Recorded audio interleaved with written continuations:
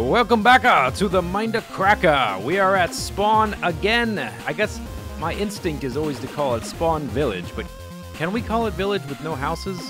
Is it still a village?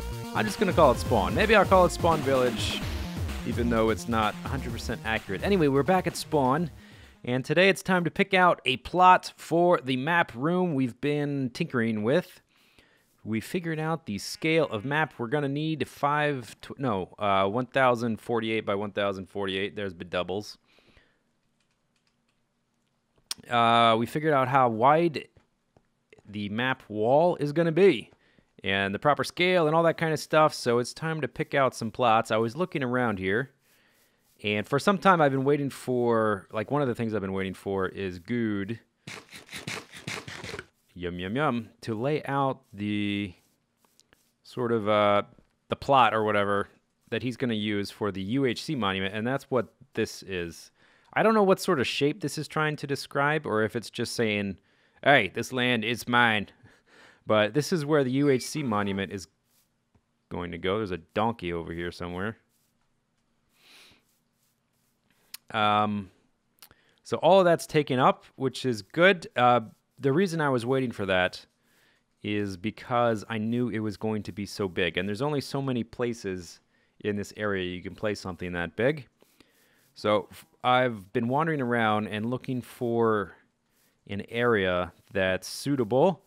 And after the little tests we've done, I think the size we're going to need to do everything is going to be 50 by 50, or 49 by 49. It's going to be an odd number, but essentially 50 by 50. So we'll just use that because it's a little easier to remember. 50 by 50. The actual map wall building itself will be in the center of that plot and will be more like 25 by 25-ish. And so everything outside the 25 by 25, which will be another 12 or 13 blocks on either side, I guess it would be 13 blocks, but whatever. All the stuff on the outside is going to be sort of like gardens, but we're going to need a sort of a plot that size. So we've been walking around, or I've been walking around looking. I built a few observation platforms. This is something I like to do whenever I'm building, is to make platforms like this so you can get a look at things from a different perspective. Now, if I'm using MC Edit or Creative, then I'll just fly around. But most of the time I'm in survival multiplayer or survival single player. And so I'll build a platform like this, and I built another one over there. It allows you to just get a different perspective on things. So here are some markers. These cobblestone, I've set these up. This is 50 blocks right here. And this to this is 50 blocks. So this sort of shows the outline of a 50 by 50 plot right there. So that space is technically big enough. And these animal pens could be moved. They're not particularly important. But some things to consider are that we've got this road coming through here like this. And if we build this, it may cramp this road. And I also don't know what's going on right here with this building, how big that's going to extend. So I thought this space was a little cramped. We also have PSJ's trading building right there. I thought this was maybe a little bit cramped. Now, the buildings may get a little bit denser later on, but for now, I think we should use some space. Okay, maybe I'll try and cover this up. I just got whispered something by B-dubs. I think I'll try to remember to edit a black box over it. And now you're going to be wondering what that is. Oh, man. I should probably put a torch up here. Okay. So this, I think, is going to be a little cramped. So let's look for some more spots. Unfortunately, the map doesn't load that far, really. I'm wondering why it's not loading that far. You should at least be able to see past that hill. So that's why I had to build more than one of these platforms. I wanted to just make one. But unfortunately, it doesn't load far enough. So let's go over here to this one and look around. And there are two other spots I've been eyeballing. And hopefully enough of it loads in that we'll be able to see from here. And it's certainly not my client. I've got... I guess I only have 2 gigs. Oh, look, nothing's loading in at all. Okay, let me, what do I do? AF3? Oh, God. What makes the, what makes, thank you, Feather Falling. What makes the chunks reload? There, oh, you got to hit them very simultaneously. But I'm not getting anything over there at all. Let me, relog. There it goes. Okay, it's loading in now, and I have no idea why that was happening. Let's go grab some beacon juice to heal up our 5 hearts, because if I fall off again at half health, I will die, more than likely. These feather falling boots and protection enchants are vital for building from any heights of any significance. Yeah, I've fallen off. Actually, I've only fallen off my house maybe three times or so, but the feather falling boots have saved me every time. Okay, so let's get up to this guy and take a look around. I don't know what B00 is doing over there. Maybe hiding at night, watching the zombies get murdered by the golems, possibly. Okay, so whoa, there's no platform on this one. I almost walked right off of it again. Oh. Oh, really? Okay, so I found 2 other spots that I think are pretty good. So there's this area with some trees here, which I think don't really signify anything. If anybody's even farming them, I mean, there are tree farms right here, but it doesn't seem like anybody's done anything here. So there are some more stone markers right here. Here's one, and the other one is behind this tree. You can't see it, but that right there is 50 blocks. And then, I don't even know if you can see the one on this side either. But it's right around there by that tree. And that stone marker there. So there's a 50 by 50 plot right about there. That is wide open, and there's nothing really built over there. Not really. Not within any significant distance. And the other one I found, which seemed appropriate, was right here. There's a stone marker, there's a stone marker, there's a stone marker, and there's a stone marker. So there's 50 by 50 right there. BW's house is right there on the other side of the chunks that aren't loading in right now. There's a ladder down to an experience farm right there, to a skeleton grinder. But the location of that isn't really important. It's really just a ladder that goes down, and that's it. But looking at these 3 plots, I thought this one was a little too cramped. This one would be fine, but I really think this one is best because we're going to be doing a square sort of gate, temple, map wall thing, which we'll get into later, with a circle garden around it and then a square total plot beyond that. I really like how the curve of this river right here sort of, it harmonizes with that concept, I do believe. So we're going to go with this shape right there. I have a lot of cobble, and I've got a bunch of other stuff in my ender chest. So first thing I'll probably do, we'll chop down the trees. I'm going to set up some chests. And we're going to rope the thing off to let people know that we're building here so that we avoid any potential confusion in the future. Look at this. Is this a floating block of dirt? Floating block of dirt, floating block of dirt. So I'm going to clear the area up and lay down a cordon. Basically, I'm just going to put some cobble at the corners of where I'm going to be building. And then we'll... where are my chests? Oh, they're in my ender chest. Damn. I'll clean it up, and then we'll take a look at what we've got. So, a lot of time has passed. Well, not a lot. Several hours. And I've done some work here. I smoothed over all the holes. There were a few caves right here that I filled in or covered up. I smoothed out some of the terrain, filled in the little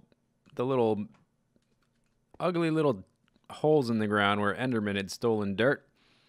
Put in a grid, which I'll explain in a minute. Filled in some of the water holes as well. We may add water back in later once we do some proper landscaping. Look at this. This looks like a G almost, doesn't it? Like Guude put his name there. So we've got a lot more terraforming to do, but for this video, I want to get the map wall itself up, which is going to be the center and the point of the whole thing, and I want to explain the how all the map interaction is going to work. And it's going to go right in here. So I built basically just enough so we can get to work on that. Let me put a torch up here so nothing spawns.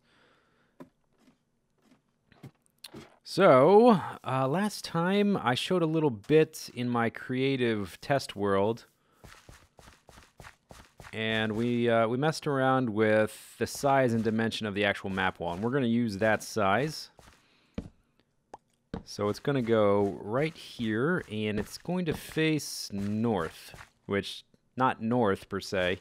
I mean, it's not important that it's north. It's important that people will probably be coming towards the center of the town, which I'm thinking is over here. I guess because the town hall and the UHC monument and the beacon and the portal are all over there. So I'm sort of facing the center of the town. So people will come in here, and the big map will be here of the continent. But there will be 4 openings on each side. It's going to be a square, basically. So let's see. Let's build the wall. We're going to need 2 blocks there to be able to walk under it. Then another block for the colored blocks, which we'll explain in a minute. And then 7 more for the map. 1, 2, 3, 5, 6, 7. And then color, and then stone fence. And then that. And then we're going to go over. Actually, no, let's wait for this. Let's fill that in once we're done with the top. And I'm just gonna leap off here. If I take too much damage around here, oh yeah, I should have tried to dive bomb that guy with a critical hit or something. We'll do the same thing over here. 2 blocks to walk under, 1 block for color. 1, 2, 3, 4, 5, 6, 7 for the map wall. Color. Stone fence, and then the top. Okay, let's see if we can dive bomb one of these guys. A couple of them. Hup! Sorry, that was too loud. Okay. Next, we need, I guess we can do stone. Let's go ahead and lay out a little bit of this. So that's going to be like that. And then we'll need, I guess the colored stuff will be right here. And we'll get to that in a minute. And then, oops. On top of that is going to be spruce. There. And the wall will be spruce because it blends in really nice with the item frames. Yeah, like that. Looks nice and big and imposing. You know what might be kind of handy, since I'm going to be walking up and down this thing, instead of just taking lots of fall damage, let's put a ladder up the back so we can get up top a little easier. Okay, yeah, lovely. All right, so we're going to do these next. We're going to be taking a lot of fall damage, and I'll just run back to the beacon to recover when I need to. And there's some more fall damage. Awesome. Yeah, I'm getting low on health, aren't I? I may actually have a second death here incoming. Ow. Okay, so this is level 1, 2, 3. So that's 3 levels, 3 layers. That's 5. I think I pulled out enough planks out of that chest to do this. 6, 7. Like so, like so, like so. Okay, and then we're gonna put some stone fences there. Well, that was interesting. You can't jump up onto these, can you? I thought they were like, oh, did I do something wrong? I think I may have done something wrong. Yeah, I did something wrong. Okay, yeah, I counted wrong. Counted wrong, did it wrong, the whole thing wrong. Whole thing wrong, made a mistake. 1, 2, 3, 4, 5, 6, 7, 8, 9. We did too much. We're going to have to replace those. Okay, so there's going to be colors on the side. So these are going to be like this. So I will just fix that in a second. All right, fine. We can put that there for now. There. And then this is going to be like this. And we're going to update the detailing at a later point. I just want to get the map wall up so we can see the size of it, and then we can... we'll do one thing at a time. Pow! Okay. So let's grab an axe. I'm down to 3.5 hearts, and it's nighttime. I also need to set my spawn because I moved the bed a minute ago. Let's get an axe and pray that I don't die.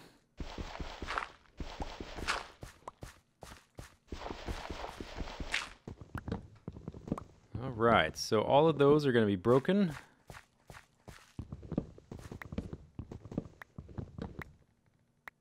All right, and I'll climb up there and do more in a minute. But first, I'll put the item frames on in a minute as well. We're done with those at least. I don't think we need any more right this second. Okay, they're not phantoms. Good. I hope I don't... The only thing that would really take me out suddenly would be a creeper explosion out of nowhere.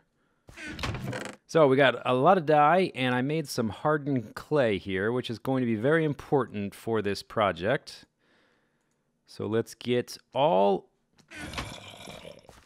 We're under attack! Okay, so when you fight in the zombies, always move backwards. Otherwise, they may hit you. Whoops, I don't want that. So I'm pulling these out in a specific order because I need to remember the order because it's kind of important for the layout for the map. We don't actually need the brown dye. I made some of each type, but in the end I decided we don't really need it. Okay. So we're gonna need 8 of those. Oh, this is I'm gonna run out of inventory space for this. 8 of orange. 8 of yellow, 8 of lime, 8 of green.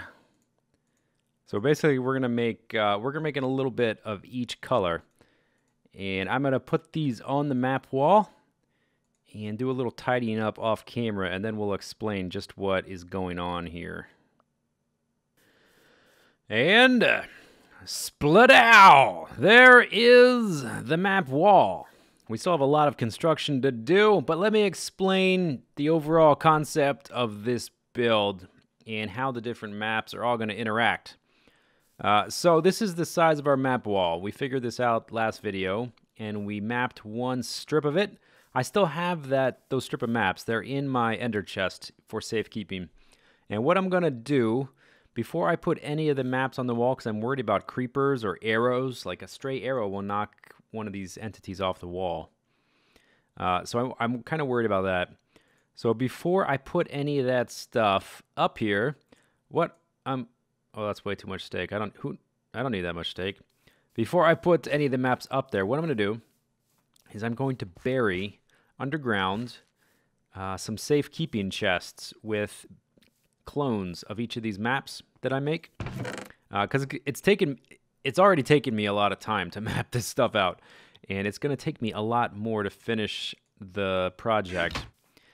And the last thing I want is for some creeper to blow up and for me to have to lose maps and have to rebuild them. The clay blocks, the wood, all that's easy to replace. The map's very hard. So we're going to have backups underground in a chest surrounded by obsidian so it can't be blown up. So we figured out that this is the size it's going to be. So from that, I made a proportion based on the width of the map wall. So if you cut it in half, you've got 1, 2, 3, 4, 5 blocks in between each of these dots. And so I set up a grid for proportional reasons to try and lay out some things. Let's pop up onto this thing maybe real quick. And then I'll explain what the colors mean and how the different maps are going to be laid out. So basically, the entire roof of this structure is going to be supported by the map wall itself. These things right here, these are columns for the building, and they're holding up the map wall itself. I think it's going to look really cool. So there's going to be a ceiling extending over this. You see this square here where I've laid out some stone fences, or stone, I guess they're stone walls technically. That is approximately the area that will be covered by the ceiling held up by this wall. And then this is going to be more like a screen. It's going to be kind of transparent. I may alternate the stone walls and sort of leave holes in them or something. And then out here, there will be like a circle in this outer region and then a square beyond that. And so we're going to have some terraces. It's kind of inspired by some Asian gardens and that kind of thing. We're going to have some terraces and some trees and maybe some water and stuff out here. In here building, out here garden. Okay. Oh boy. And we'll get more into that kind of stuff in future episodes. Where, buddy? No falling damage. Not that it matters. I've got feather falling 4, a lot of protection, and a beacon over there. Okay, so the continent is going to be on this side of the map wall. And on the other side will be spawn. The spawn map will be a 7x7 map, but it will be the very close 128 by 128 maps. So it'll be more zoomed in. You'll be able to see buildings on it. And the reason there are colors along the border.